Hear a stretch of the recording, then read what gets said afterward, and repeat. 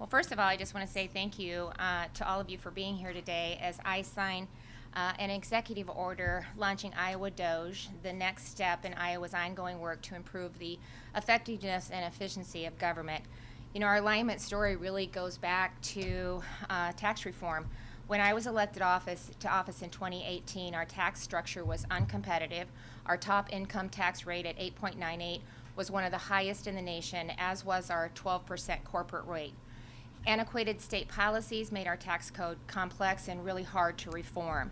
Soon after President Trump signed the Tax Cuts and Jobs Act, I signed legislation that eliminated federal deductibility, cut rates across the board, provided for additional reductions in future years, and reduced the number of income tax brackets.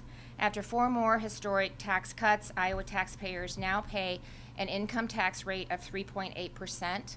Our corporate rate is moving to 5.5% flat, and we've eliminated tax on retirement and inheritance income. Over 10 years, Iowans will save a projected $24 billion. You know, but it's not enough just to cut taxes. You have to make them sustainable, especially if you want to keep reducing them. You know, the growth that they create, it helps, but you also need to keep spending and government in check. And I've worked closely with the legislature to do just that. In fact, the Cato Institute has ranked Iowa the most fiscally responsible state in the country for 3 years running. But that wasn't always the case. When we started our alignment work in 2022, state operations hadn't been reviewed in 40 years, and quite frankly, it showed. Layers of bureaucracy had accumulated over decades, expanding government beyond its core function. We were too big, too fragmented, and too inefficient.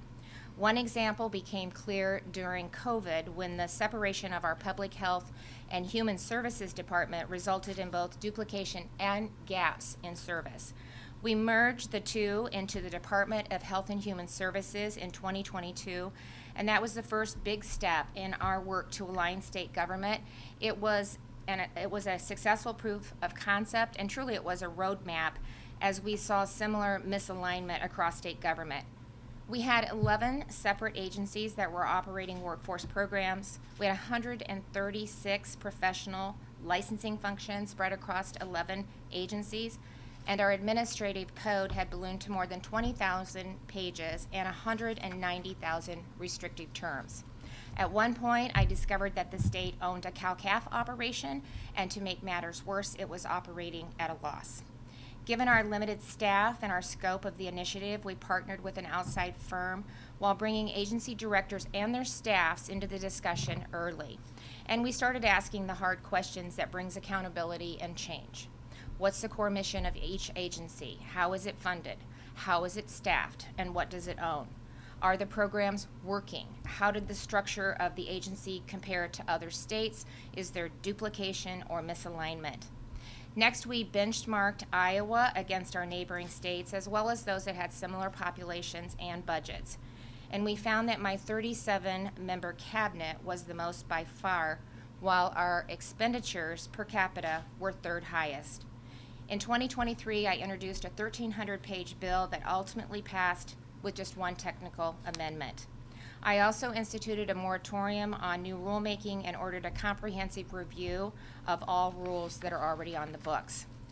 Together, these actions cut 21 agencies from my cabinet, eliminated 600 open positions, removed 1,200 regulations in year one, and identified 4,700 acres of state-owned farmland to sell. We went from conception to implementation in under a year. Nearly all licensing functions today are now in one agency, and we are currently in the process of consolidating 6 separate licensing platforms into one. One agency that operated out of 10 buildings now operates out of just one. Altogether, we've saved taxpayers $217 million in 18 months, surpassing our initial projections for the first 4 years. And our government isn't just smaller, it's better. Getting a medical license recognized used to take 65 days. Today, it takes 3. Unemployment case rulings used to take 3 months. Now it takes 11 days. Moving our motor vehicle enforcement unit into the Department of Public Safety has put 100 more state troopers on the road. After aligning agencies, we then streamlined our system of boards and commissions, cutting 83 boards, which is about a third. We also brought IT systems that were spread across 20 different agencies into one department. And last year, as you know, we consolidated 32 substance use and mental health regions into 7 unified behavioral health regions, resulting in what we anticipate a greater investment on the ground and treatment delivered to Iowans when and where they need it. These efforts have also created a new culture of accountability, teamwork, and innovation throughout state government, and people around the country are taking notice. Last week I had the opportunity to tell Iowa's story when I testified before the House Oversight Committee in D.C. During the hearing, Iowa was recognized by both Democrats and Republicans as a model for our successful government alignment efforts. And to build on those efforts even further, today I will be signing an executive order to officially launch our own state DOGE Task Force. Its work will be organized around 3 broad goals: maximizing return on taxpayer investment, further refining our workforce and job training programs, and leveraging technology such as artificial intelligence.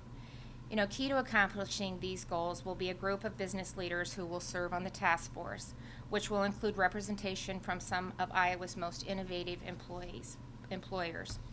Unlike government, which is largely insulated from the pressure of competition, their organizations, their businesses are constantly faced with the need to adapt, streamline, and upgrade to survive.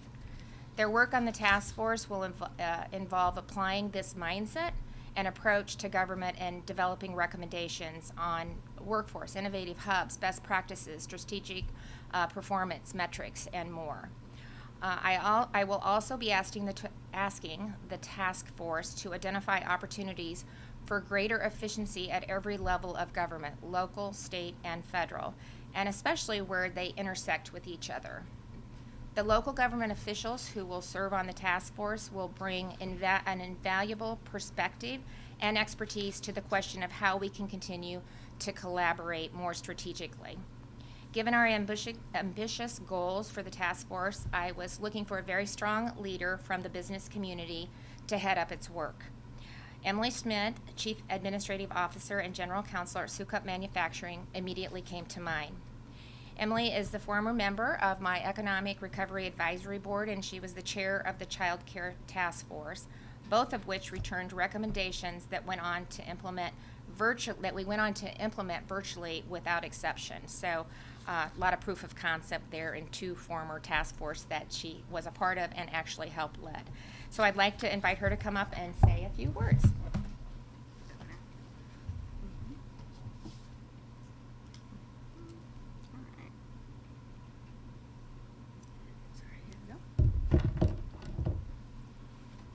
Thank you so much, Governor. You introduced me so well, but also admire your work and your hard work and starting this. So, ready to get to work?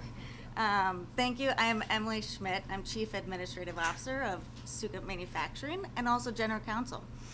We're located in Sheffield, Iowa, and Governor, I'm deeply honored to be chairing your State of Iowa DOGE Task Force. And also, this is going to be carrying out your continued vision of leveraging bold solutions from a comprehensive and a proactive perspective. In a similar fashion, while serving on the Governor's Economic Recovery Advisory Board, we also researched, developed, and prioritized areas of advancement that the state should focus on. This included implementing standardization review of regional maps, centralizing data, and elevating the state's continuous improvement practices, many of which, as the Governor had already said, have also been listened to but also acted on by the Governor, the legislature, and the agencies as well. In manufacturing, we continually do this every day. We move layouts, we switch machines different pieces are made on, and we also integrate technology to reduce heavy workloads or duties, which all leads to a better employee engagement. I've also led 6 acquisitions at Sukup, and they involved evaluating and integrating the processes and resources of multiple organizations, all the while still bringing innovative solutions like an on-site health clinic and a child care center on campus.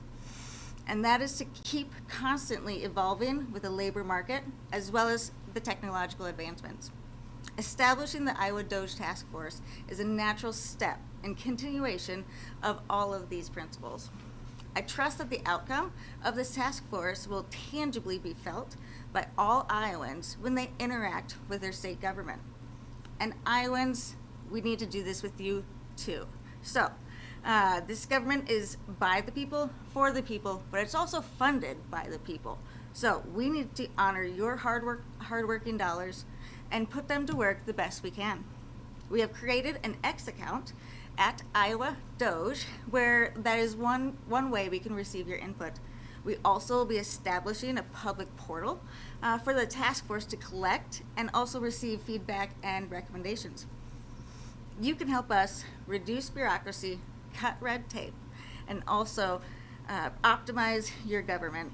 We look forward to taking a comprehensive and view to really grasp how high we can have the efficiency in government.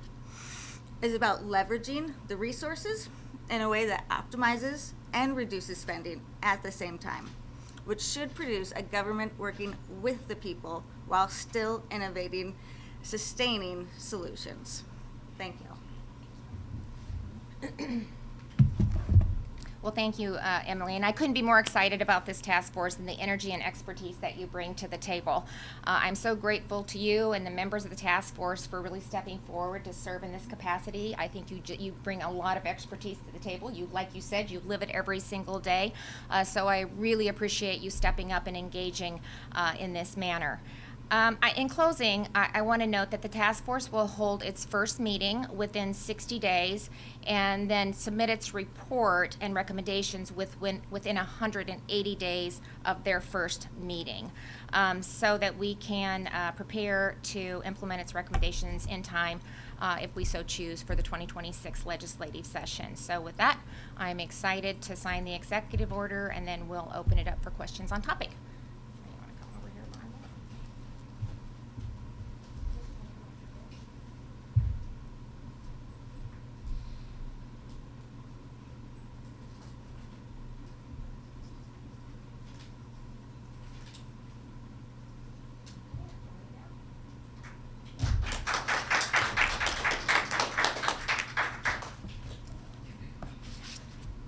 So with that, we'll go ahead and open it up for questions on topic, and then we'll take other questions after that.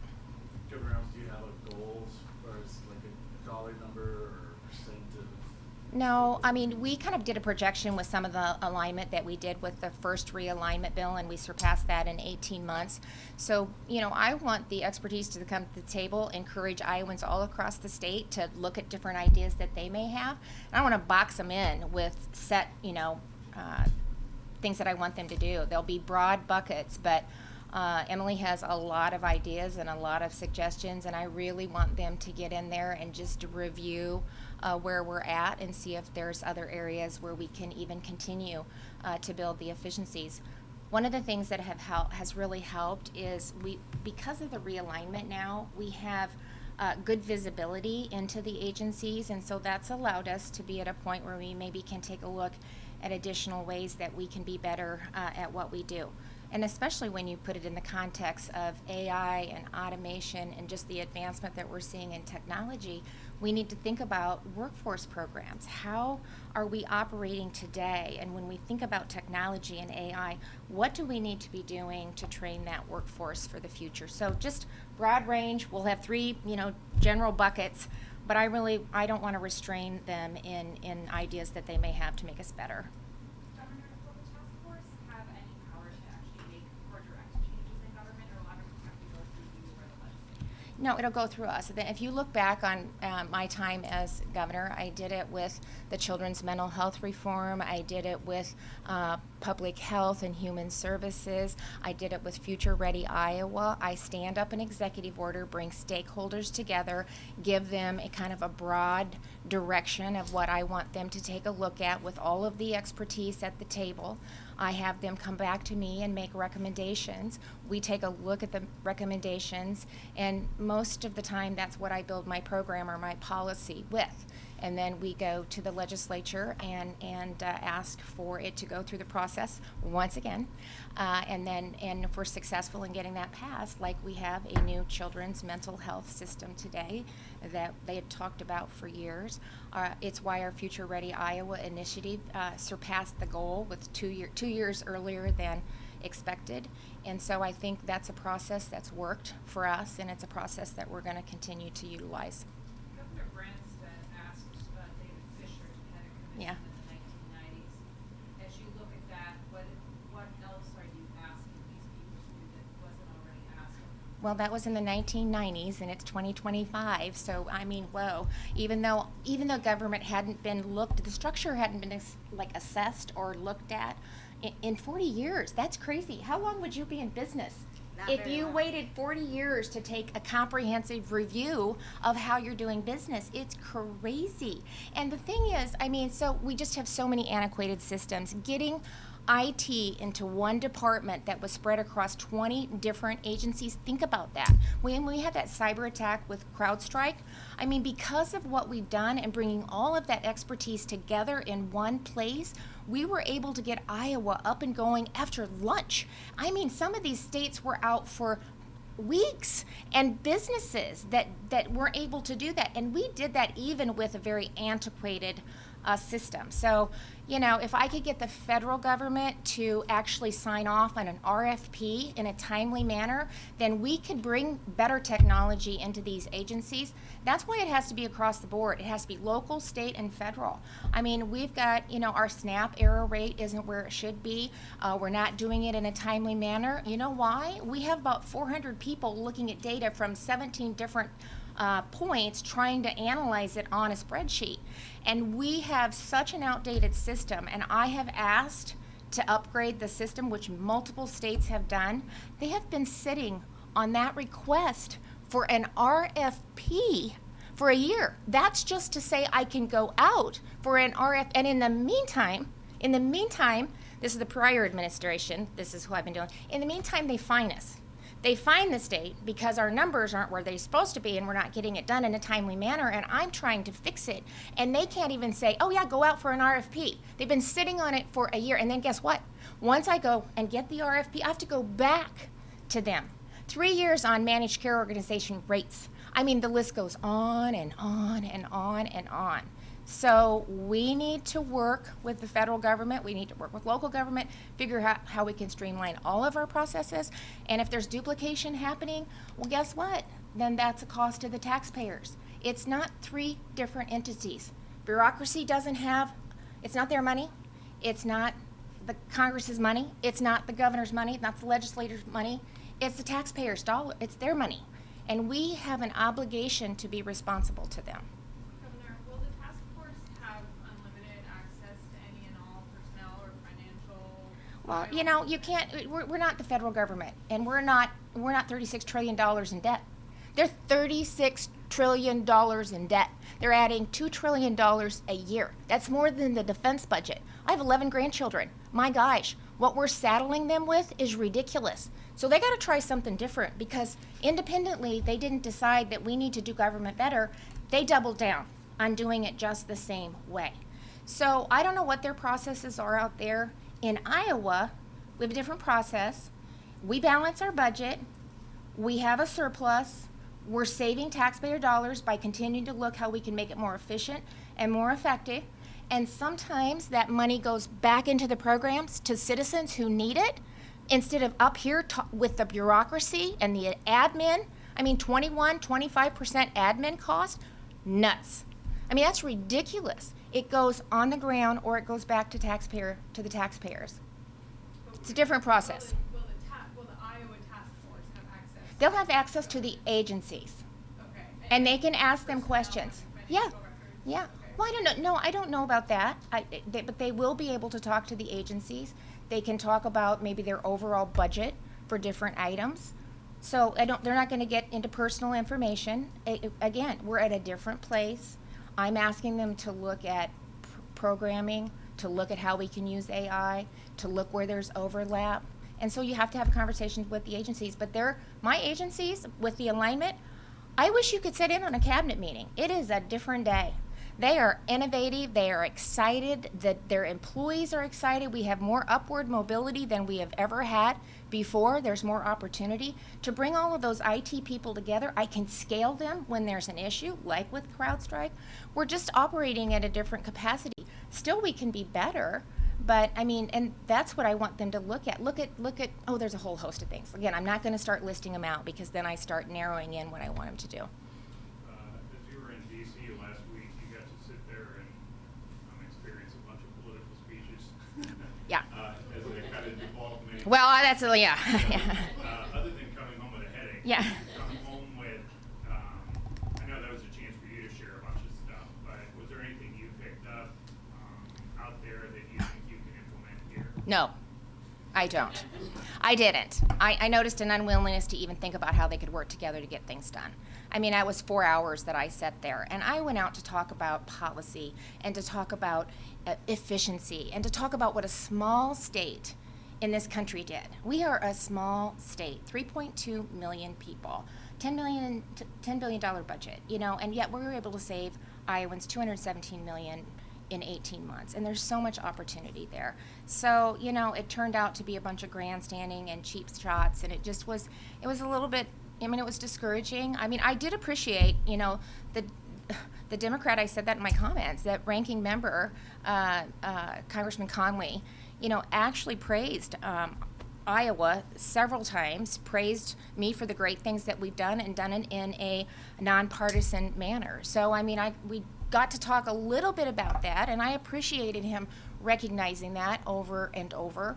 But, you know, it's just, you can't play gotcha, and we don't do that here in Iowa for the most part, and I'm grateful for that. I really am. It was, you know, I don't know if we got a lot of Democrats that signed off. We got a couple, so it was the realignment was nonpartisan, and, you know, I work really hard to do that.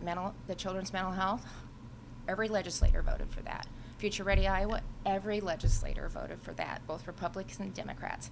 So there's going to be some areas where we don't agree on, but there's a whole lot of places that we do agree on, and I know that doesn't really get the bites, but we should talk about it once in a while because there are positive things that are happening, but it's just like it is so dysfunctional out there.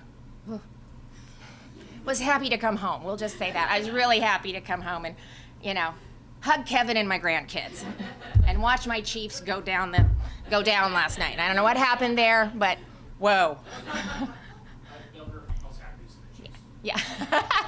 I know there's two sides to that story, right? You had mentioned too, not narrowing down what you want the task force to do, but what were conversations like once the consolidation happened of your cabinets to where, you know, these cabinet heads, Yeah. you were like, okay, you can get a task force going to where we are today. What were some points where you're like, okay, this could be looked into? Not without directing specifically what you want the task force to look into, but I guess what were some anecdotes that you had seen once it was consolidated? Well, like it's kind of what I'm talking about. AI is here. It is here, and that's all anybody's talking about. And so we need to think about how responsibly we can use that. How can it help with some of the customer service things that we do? How can it help our processes to make us even more effective and more efficient? And there is a ton of opportunity. I mean, they're talking about doctors using AI as part of their practice to help them. So think about what we could do with that from a government perspective, or how do we take advantage of just technology is advancing at such a rate? How do we really think about how you train your workforce with AI, and can it be more specific? Can it really take a look at what the processes are and individually put together a workforce program for that individual so that he can advance and in his career and really take advantage of the technology? I'm really interested in things like that. And then again, I want to look, I was very specific at 37 cabinets. I mean, when we would meet for a meeting, I didn't know sometimes everybody in the room. And it was just a good, that's too many direct reports to one person. And so, you know, but we looked internally. I didn't really go to federal and I didn't go to local. So now we kind of branch out and work with them. They'll be on the task force, but how do we take that to the next level so everybody is internally looking at their processes and figuring out how we can strategically work together? How can you use this task force for recommendations as you try and get that state income tax? Well, we're right, exactly, because I think oh gosh, I can never think of the name of that, CSI. Common Sense Institute, yeah, and we would say this too, because I said, it's not just about cutting taxes, you have to be able to sustain them. And because of what we were able to do with realignment and some of the savings, because this will be ongoing in some of them, and if we continue that, I was actually able to expedite the flat tax a year and brought it in a year earlier, because if you remember right, in the fourth, I don't know which tax cut it was, but that was not supposed to go into effect until January 1 of 2026. But because we're experiencing some growth, because we've been judicious in our expenditures and by the savings that we put in place, we were able to implement that a year early. Question for Emily, maybe, just about the structure and where you start here. I mean, you're looking at counties, cities, the state. Do you have any ideas on like the first place that you're going to start looking at, but also will you divide up the task force and say, you people look at this part of government, you look at this part of government, or is everyone going to be working on everything? No, that's a great question. And in the executive order, Governor Reynolds did lay out 3 different topics that we will be focusing on. But also, we'll be looking at just where are the hurts, habits, and hangups. Those are the ones that, like, every employee has something that they have to deal with. Then that's something that we should remove barriers of where we can make it better. So we'll be looking at the three ones that Governor Reynolds did, but also just asking the people that out there, what are your suggestions too? So we have that X account that we'll be receiving, as well as a public portal. So we want to listen first, speak second. We have 2 ears, 1 mouth, and we plan to use it like that. Can you just say why you want this? As the governor pointed out, DC is its own thing, and this does share the DOGE name. So you'll probably open yourself up to, some criticism anytime you try to suggest changes, right? Like, why do you want to be a part of this? Well, I constantly support Governor Reynolds' vision, and she has been the right leader for Iowa. So number 1, that. So when she calls, I say, let's go. But also. So far, yay! But also, it just is ingrained in me. My father, Steve, at the manufacturing company, walks around with papers every day saying, maybe we should switch this piece to this machine. We cannot keep saying we have solutions if they're not being sustained. And that's the trick here. When she was talking about the Fisher report, we still have to keep going back to that. So how can we do it innovatively and sustained so we don't have to be here again trying to do this another time? So happy to call when Governor Reynolds say so, but we can always do better. I think too, one of the things, we'll operate a lot like we did with the Economic Recovery Advisory Board. So it'll be fairly small task force, like 15 to 20 members.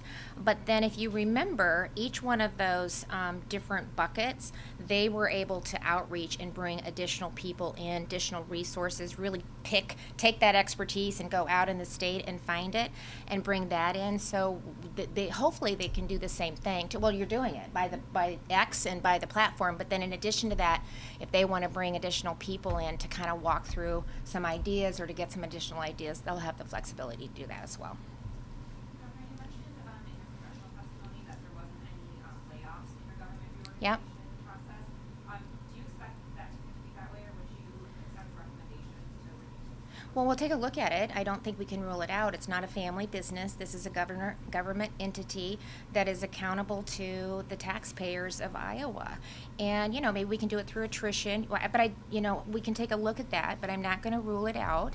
But when we first started alignment, just because it was the first time that we had done it, and I did make the commitment that we will start originally without any layoffs. And we, that was a big deal to eliminate 600 open FTE positions that hadn't been filled in over a year, because what was happening, so that prevents you from being innovative or thinking about doing things differently, because it was kind of a slush fund that our different agencies could use. If they didn't fill that position that was sitting there, the dollars are allocated for it. And so when they would come to me with a program, and I'd say, I don't think so. You've got to put some KPIs or some key performance indicators on this program, or what are the metrics? Is it even working? Have you got the results that you were looking for? Which, by the way, and I don't mean this in a bad way, because we're changing the way we're doing business. We have to operate like a business. We reviewed 800 programs, and not one of them had a KPI, not one of them had any metrics, not one of them had an outcome attached to it, and that's crazy. And so that's part of the process. And in doing that, when you take away those access to dollars when they want to do a program and I say no, and then they all of a sudden will say, we've got the money. So it's like, oh, well, how do you have the money? We're just going to check that out. So it's part of the process. Governor, shortly after you announced the state DOGE, the auditor had suggested that there were some responsibilities already vested in his office that could be replicated by Iowa DOGE. I just wanted to give you a chance to. No, I'm not sure what you're saying, but hey, we welcome everybody to the party. This isn't my party. This is Iowa taxpayers' party. So anybody that has an idea or anybody that has done something, let's celebrate it. Let's encourage it. So, that's fine. It's a good thing. It's a good thing. And like you said, we want to listen. We want as many Iowans involved as we can in the process, and so that's what we intend to do. Will the task force meetings be open to the public, and will the report be made public? Well, the report definitely will be made public, and I assume they will be because it's the way that it's laid out. Do you have the list finalized of the 15 pledge members? I don't, but that'll be coming shortly because I want to get it going. So we're still making some calls and framing it up. So we got a fairly good idea, but we'll get that to you just as soon as we have it. So you guys, it'll be the next thing that we'll roll out, kind of your anticipated start date once we have it firmed up. So we'll get that information out to all of you once we have it. What will the channel of communication be between Iowa DOGE and the federal DOGE? Will there be communication and work between the two groups? Well, I hope there's some kind of, we're lucky because, we've got Senator Ernst, first of all, is very engaged in it, and she was actually doing this as a United States Senator, looking for inefficiencies and way that they could, save taxpayer dollars. So Senator Ernst is very involved in it. You have a great working relationship with her as well. And so is, I think, Marionette and Randy are both, they're both part of it also. So just from that connection, we'll have an opportunity, hopefully, to connect. And that's just a bigger issue. But again, like when we talk about the president's talking about block grants back to the states and the Department of Education and FEMA, those are areas that we can work on collaboratively to make sure that the policy is there, to make sure that the expectations are understood and what that means for both federal government, state, and most importantly, the people we serve. So there's a lot of opportunity to do that. And then we'll hopefully, we'll have local government officials on the task force, which is really important, so that they can kind of be a conduit to local government, and then again help figure out ways. What are we doing that are we sending stuff to you, having you send it back? Are you waiting on us? Are we doing unfunded mandates? Are there ways we can relieve some of the pressure, and how can we work seamlessly together? I think one of the things you'll find is there's just I don't have the number in front of me, but a large number of 2080 agreements between local governments today, a large number. And so they're already working together in one form or another, and maybe there's opportunities that we can build on that. Structurally, how are you asking local governments to find efficiencies? I mean, a Cedar Rapids is going to have different needs than Sheldon. Yeah, that's my pitch to the federal government. We're different than Texas. So that's why I'm not going in with any expectations. There are differences between I come from a rural, small community. I had to figure out ways to do more with less, just because I didn't have the resources a lot of times that some of the larger cities did. Like when we did a website and across the Treasurers Association where my constituents could actually go online and pay their taxes and get their vehicle renewed. I couldn't afford my own website. I couldn't afford the banking infrastructure that went with that because I was a small agency. But by working together and standing up a state platform, it allowed small cities and counties to offer their constituency the same options that larger counties got to do without even thinking about it. So that's the kind of thing I'm looking for, and we did that in long time ago. Like a long time ago. We have time to take some on-topic questions now. Kind of weaved them in or tried to, but. Are you eager, given your experience with the tornadoes and floods last year, to take over administering federal aid? Well, listen, I think it's something we should look at. It's not, so they're not just handing it all to us. The dollars will flow with it. Well, they're talking But about getting rid of FEMA. But not the money and not the funding. I mean, but it's just, again, whoever said it, we're all so different. Every state is different. Every state has different challenges. Like with the flooding and the tornado, one of the things that I consistently heard from mayors and local government was, oh my gosh, I can't lose my people. If I lose my people, it erodes my tax base. It'll kill my Main Street. It'll kill our school districts. And so our number one priority was trying to figure out how we could stand up temporary housing for these individuals. Well, we had never used travel trailers before, to moving into the FEMA, like a modular unit, and then into their permanent home. But so we stood it up in like 2 weeks. Yeah, I'm just like verify, because sometimes I say months and they're like, Governor, it was 2 weeks that we stood this up, round the clock. But then what they didn't really understand is we were getting ready to transition them to the next step, that we're not Louisiana and we're not Florida, and that's where we looked at those programs. It was great to be able to stand them up, but I have a thing called winter. And so they don't get to be there for a year. And as the temperature started to drop, I couldn't get an answer on just let me get a mobile unit in, let me pre-stage it, we can do this. We have contractors. I can surge DAS, and I can surge Dial, and I can get inspectors up there, and I can get this done. But they have all these separate contracts with sometimes they're buddies, and it takes forever to get them in, and I'm always operating on their timeline, where we can do that more quickly, more efficiently. As we were watching the temperatures get colder, we've been blessed, but it's just different. And so it was a great program that we were able to utilize and stand up, but we had some restrictions to it. And it's just too bureaucratic. And here's something else. I don't know who asked the question, but we need one single sign-in, one point of entry that goes across all of the agencies. We can do that probably here. I don't know what year it would happen at the federal level. Maybe now they can get it done. But then they have to do it for USDA. They have to do it for FEMA. They have to do it for SBA.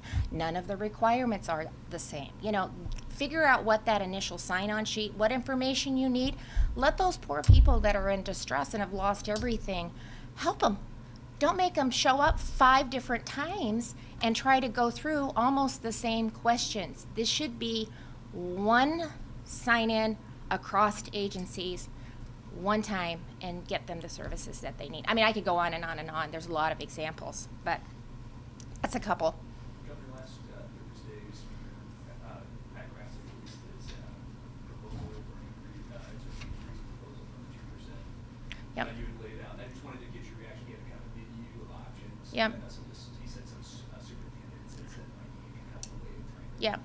skin the cat, so to speak. Yeah. Tell me what your Yeah, well, I'm not going to negotiate at the podium. That would not be a prudent thing for me to do. But I will tell you that I went in with 2%, and I also have a list of different things that we have continued to provide school districts across the state. And so we'll sit down with my list and their list and the Senate's list, and then we'll figure out what that looks like and what we can get through 2 chambers into my desk. So everybody's made their list, and now the next strategy is to come together and figure out what that looks like, how we can move forward with it.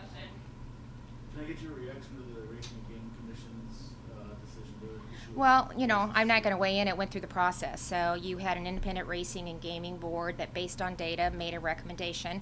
And then you had a Senate last week that said that they were not going to interfere with it. So those are the individuals that's how the decision got made, and it'll move forward from there.